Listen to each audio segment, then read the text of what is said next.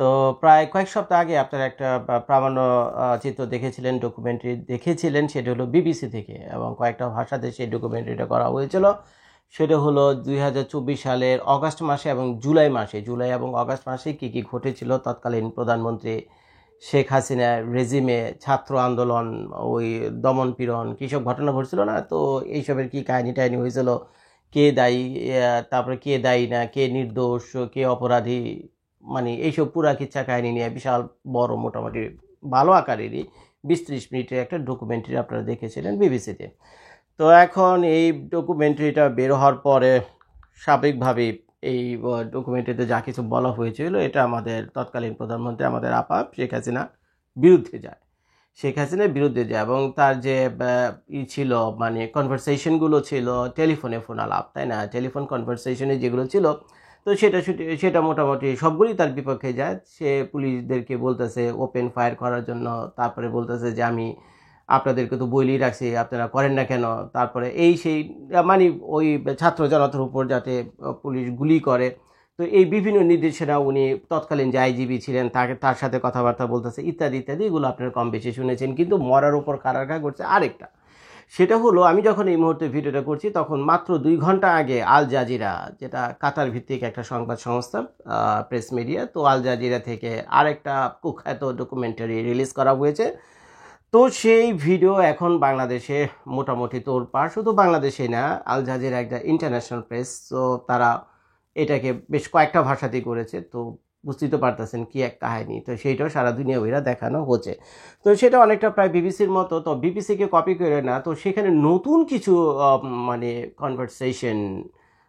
Between Sheikh Hasina এবং other people যারা ছিল ওই সময় বিভিন্ন রুলিং পজিশনে, ল এনফোর্সমেন্টে, তাদের সাথে কথাবার্তা, তারপরে তার শেখ হাসিনা যে রাজনৈতিক যে সহকর্মীরা ছিলেন, তো তাদের সাথে কথাবার্তার একটা নির্মম ভিডিও তারা প্রকাশ করেছেন। তো এখন আমি ওই কী কী কাহিনী হয়েছে এখানে সেটা আমি আপনাদেরকে পরিচয় নাই, তো তারপরে আমি আমার মনের দুঃখের দু একটা কথা আপনাদের সাথে শেয়ার করব। তো আল জাজিরা বলেছেন, রিপোর্টটা অনেকটা এরকম, আল জাজিরার ইনভেস্টিগেটিভ ইউনিট নতুন গোপন কল রেকর্ড প্রকাশ করেছেন। সেখানে পাওয়া গেছে কিভাবে সাবেক প্রধানমন্ত্রী শেখ হাসিনা 2024 সালের জুলাই অভ্যুত্থানের সময় বিক্ষোভকারীদের উপর প্রাণঘাতী শক্তি প্রয়োগের নির্দেশ দিয়েছিলেন। আল জাজিরার দাবি, তাদের হাতে এসেছে গোপনে রেকর্ড করা একাধিক ফোনালাপ, যেখানে শেখ হাসিনা নিজেই ছাত্রদের উপর গুলি চালানোর ওপেন অর্ডার দেওয়ার কথা বলেছেন। শুধু তাই নয়, হেলিকপ্টার থেকে গুলি চালানোর ঘটনাও উঠে এসেছে। প্রামাণ্যচিত্রটিতে 2024 সালের ওই আন্দোলনের সময় শেখ হাসিনার ঘনিষ্ঠ মহলের ভিতরের আলোচনা, সিদ্ধান্ত, দমননীতির বিবরণ তুলে ধরা হয়েছে, এবং এই ঘটনায় 1500 নিহত হয়েছে এবং গুলি ছোড়া হয়েছে প্রায় 30 লাখেরও বেশি গুলি ছোড়া হয়েছে, 30 লাখ মনে রেখেন, আর নিহত হয়েছে প্রায় 1500 জনের মতো। তো 3 সপ্তাহব্যাপী চলা আন্দোলনে 1500 জন নিহত হয়েছেন, 25,000-এর বেশি মানুষ আহত হয়েছে, এবং সরকারি দলীয় নিরাপত্তা বাহিনী 30 লাখেরও বেশি রাউন্ড গুলি ছোড়ে বলে দাবি করেছেন আল জাজিরা। এটা আল জাজিরার নিজস্ব যে ইনভেস্টিগেটিভ রিপোর্ট, তো সেখানে তারা উল্লেখ করেছে, এবং এই কাহিনী তারা পাইছে ওই শেখ হাসিনা, তারপরে শেখ হাসিনার সাথে যারা তখন হাই প্রোফাইল যে আওয়ামী লীগ নেতারা ছিল, তাদের যে কথোপকথনগুলো হয়েছে, কনভারসেশনগুলো হয়েছিল, তো সেখান থেকে মানে ওটাকে সামারাইজ করে তারা এই রিপোর্টটা পাইছে যে গুলির সংখ্যা কত মানুষ মারা হতে পারে, ইত্যাদি ইত্যাদি। তো এখানে লিখেছে, প্রকাশিত একটি ফোনালাপে 18 জুলাই 2024 তারিখে শেখ হাসিনা ঢাকার দক্ষিণের সাবেক মেয়র শেখ ফজলে নূর তাপসকে বলেন, আমার নির্দেশ তো আগেই দেওয়া হয়ে গেছে, আমি তো পুরোপুরি ওপেন অর্ডার দিয়ে দিয়েছি। আচ্ছা, এখন ওরা মরবে, যেখানে পাবে সেখানে গুলি করবে, আমি তো এতদিন থামিয়ে রেখেছিলাম, আমি ছাত্রদের নিরাপত্তা নিয়ে ভাবছিলাম। হুবহু যে ফোনালাপটা ছিল, শেখ হাসিনা আপা যেভাবে ঠিক যে টোনে কথা বলেছেন সেটাই হুবহু এই রিপোর্টে তারা উল্লেখ করেছে, এবং সেই ফোনালাপটা দিয়ে দিয়েছে আল জাজিরা নিউজ। আপনারা যদি যান তাহলে সেখানে দেখতে পাবেন আপনারা। অন্য এক রেকর্ডিংয়ে তিনি বলেন, যেখানে তারা কোনো জটলা দেখেছে সেটির উপর থেকে, মানে যেখানে কোনো জটলা হয়েছে, এবং আকাশ থেকে আপনারা জানেন যে জুলাই অভ্যুত্থানে শেষ পর্যন্ত আমরা আকাশে হেলিকপ্টার উঠতে দেখেছি, এবং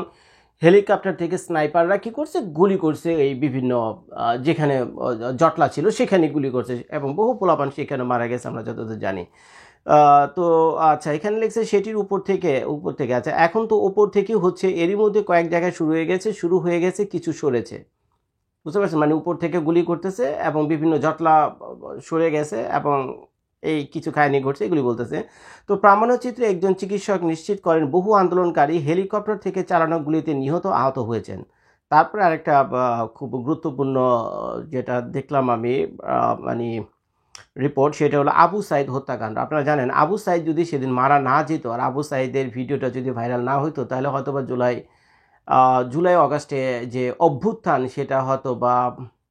এতটা চরম পর্যায়ে যেত না এবং শেখ হাসিনাকে কিন্তু ভারতে চলে যেতে হতো না যদি না আবু সাইদের ঘটনাটা না ঘটতো তারা এই নির্মম ঘটনাটা যখন আমরা ইউটিউব ফেসবুকে দেখেছি তখন পৃথিবীর আনাচে কানাচে যত বাংলাদেশি আমরা ছিলাম ইভেন আমি নিজেও ছিলাম আমরা কিন্তু খুবই ফেটে পড়েছি যে শেখ হাসিনার রেজিমের বিরুদ্ধে তার দমন পীড়নের এই অপারেশনের বিরুদ্ধে কিন্তু আমরা সবাই কম বেশি বাংলাদেশে দাঁড়িয়ে গেছিল অল্প কিছু মানুষ ছাড়া তো সেখানে লিখতেছে আন্দোলনের মুখ হয়ে ওঠা ছাত্র আবু সাইদের মৃত্যুকে কেন্দ্র করে ক্ষোভ ছড়িয়ে পড়ে আচ্ছা তো সেই ক্ষোভ ছড়িয়ে পড়ার পর দেখা গেল যে ওই যে তার যে ময়না তদন্ত পোস্টমর্টেম সেই পোস্টমর্টেম তারা বলতেছে যে 5 বার মোটামুটি এই আবু সাইদের পোস্টমর্টেমকে করা হয়েছে 9/6 করা হয়েছে তারপরে কিছু ঢুকানো হয়েছে ইনফরমেশন কিছু বাদ দেওয়া হয়েছে কিছু আলামত মানে এদিক সেদিক করা হয়েছে ইত্যাদি এই পোস্টমর্টেম নিয়ে তো এইগুলোর যে কথোপকথন ছিল তো ওই সময়ে আমাদের প্রধানমন্ত্রী যে একজন উপদেষ্টা ছিলেন ওই যে দরবেশ বাবাজি নামটা মনে করতে পারছেন কে জানে ওই যে বড় বড় দাড়িওয়ালা দরবেশ বুঝলেও যে এই ভিডিও করতেছে নামও মনে থাকে না পারলে একটু কমেন্ট করে দেখেন তো ওই যে বড় বড় দালিয়ার একদম দরবেশের উদ্ভব হয়েছিল না শেখ হাসিনার আমলে তো সেই ব্যক্তির কথা বলতেছে তো সেই ব্যক্তি বলে এই আবু সাইদের পোস্টমর্টেমের যে রিপোর্ট হিটারে বলে কি কাটাছেড়া করছে ইত্যাদি ইত্যাদি এইগুলো পুরো কাহিনী তো এখন যেটা আমাকে বলতে হচ্ছে সেটা হলো আপনারা জানেন যে এই শেখ হাসিনা রেজিমের বিরুদ্ধে এবং অনেককে অভিযুক্ত করে একটা ইন্টারন্যাশনাল ট্রাইব্যুনাল গঠন করা হয়েছে সেটার বিচার কার্য শুরু হয়েছে তা এখন এই যে বিবিসি রিপোর্ট তারপরে আল জাজিরা রিপোর্ট তো এই রিপোর্টগুলোতে শেখ হাসিনার যে ফোনালাপ তো সেখানে সরাসরি তাকে বলতে শোনা যাচ্ছে যে অ্যারে ধরো অ্যারে মারো অ্যারে গুলি করো অ্যারে ধরো অ্যারে মারো অ্যারে গুলি করো এমনে মারো অমনে মারো উপর থেকে মারো নিচ থেকে মারো এই কথাগুলি আমি তো এভাবে বললাম ওরা তো ফোনালাপ বা কেটে আপনি শুনে নিন কিন্তু যদি সামারাইজ করেন তো ব্যাপারটা এরকমই হয় তো এইগুলি ঘুরে পেঁচায় কিন্তু বিবিসি প্রচার করছে তারপরে মরার উপর খাড়ার ঘা সেটা হলো এখন আল জাজিরা করলো তো এখন এভিডেন্স হিসেবে সরকারি পক্ষের যে অ্যাটর্নি রয়েছে স্বাভাবিকভাবেই এগুলোকে সার্কামস্টেন্সেস এভিডেন্স দেখিয়ে বা আরও যা কিছু উইটনেস যা কিছু আছে বুঝছেন এগুলো টেগুলি দেখায় কিন্তু খুব সহজেই এটা খুব একটা কঠিন কাজ হবে না খুব সহজেই শেখ হাসিনাকে একজন হত্যাকারী যুদ্ধপরাধী এখন যুদ্ধ যেহেতু হয়নি তো যুদ্ধপরাধী তো তাকে বলা যায় না কিন্তু একজন হত্যাকারী একজন খুনি খুব সহজেই কিন্তু এই ইন্টারন্যাশনাল যে ট্রাইব্যুনাল রয়েছে সেখানে তাদেরকে কী করা যায় অ্যাকিউজ করা যাবে তো এখন এই ধরনের যদি অ্যাকিউজ সে যদি হয় এবং সে যদি গিলটি হয় তো স্বাভাবিকভাবে বাংলাদেশের আইনে কি যাবজ্জীবন কারাদণ্ড বা মৃত্যুদণ্ড এখন যেহেতু এটা ইন্টারন্যাশনাল ট্রাইব্যুনাল তো আমার তো মনে হয় না মৃত্যুদণ্ড এখন তো কোনো আধুনিক দেশে নাই তো সর্বোচ্চ শাস্তি হলো যাবজ্জীবন তো হয়তো বা